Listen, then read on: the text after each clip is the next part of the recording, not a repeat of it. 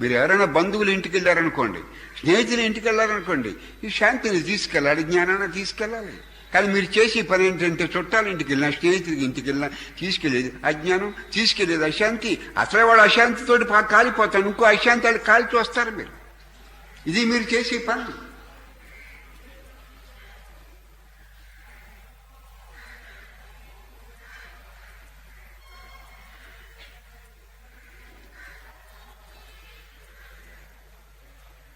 మీరు ఎవరింటికి వెళ్ళారనుకోండి, వాళ్ళ రుణంతో బాధపడతారు. ఆ రుణం మీరు తీర్చొస్తే పర్లేదు, రుణం పెంచేసి వస్తే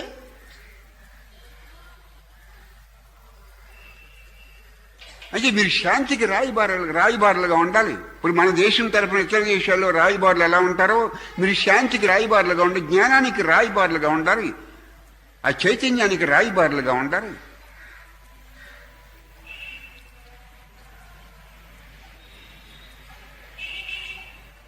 మీరు బంధువుల ఇంటికి వెళ్ళారనుకోండి, స్నేహితులకి ఇంటికి వెళ్ళారనుకోండి, మీరు వాళ్ళకి జ్ఞానాన్ని పంచిపెట్టి, శాంతిని పంచిపెట్టి, ఆనందాన్ని పంచిపెట్టి రావాలి. మీరేం చేస్తున్నారంటే వాడికి ఏదైనా దుఃఖం ఉంటే దుఃఖం పెంచేసి వచ్చేస్తున్నారు.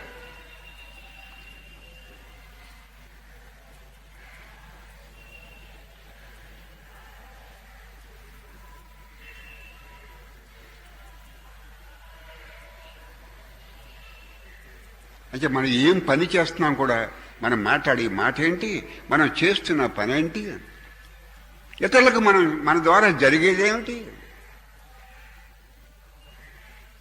ఇప్పుడు రావణాసుడు తక్కువడు కాదు. రావణాసుడిని మీరు గురించి తక్కువ అంచనా, చాలా గొప్పవాడు రావణాసుడు. ఏదో ఒక పొరపాటు చేశాడు నన్ను తక్కువవాడు అనుకోకండి. అనేక వరాలు పొందాడు, మహైశ్వర్యవంతుడు. ఆంజనేయ స్వామి రావణాసుడు లంకలో రావణాసుడు ఐశ్వర్యం చూసి ఆశ్చర్యపోయాడు ఆంజనేయ స్వామి.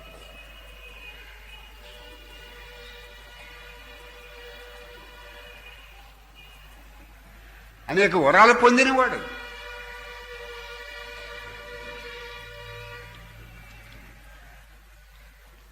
అయితే ఇన్ని వరాలు పొంది, ఇంత ఐశ్వర్యం ఉండి ఎలా పాడైపోయాడు? ఎవరు ఇతరులను ఆయన పాడు చేయలేదు, ఆయన చేసిన కర్మ వల్ల ఆయన పాడైపోయాడు. ఎవరి జీవితం ఆయన అంతే.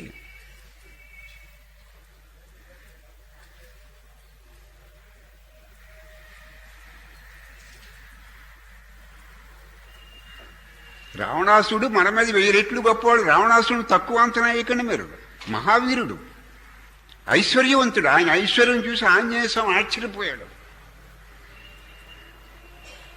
అయితే శాస్త్రంలో చెప్తారు ఆయనకి అనేక వరాలు ఉన్నాయి. ఎవరికి? ఆంజనేయ స్వామికి. అయితే ఆయన చేసిన చెడ్డ కర్మల వల్ల ఆయన వరాలు కలిసి రాలేదు ఆయనకి.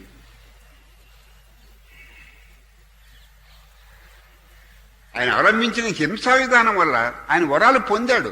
కానీ అహింసా విధానం వదిలేసి హింసా విధానంలో ప్రారంభించడం వల్ల ఆయన పొందిన వరాలు కూడా ఆయనకు ఉపయోగం లేకుండా అయిపోయినాయి. బూడిదలో పోసిన పన్నీరు అయిపోయింది.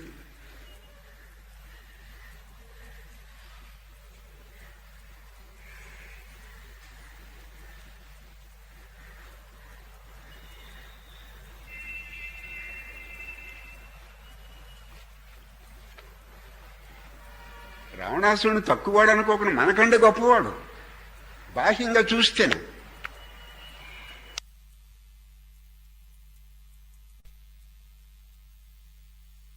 ఇలాంటి వాడు కూడా ఆయనకు వరాలు ఇచ్చారు. అయితే ఏం ప్రయోజనం? ఆ వరాలను ఆయన సద్వినియోగం చేసుకోలేదు.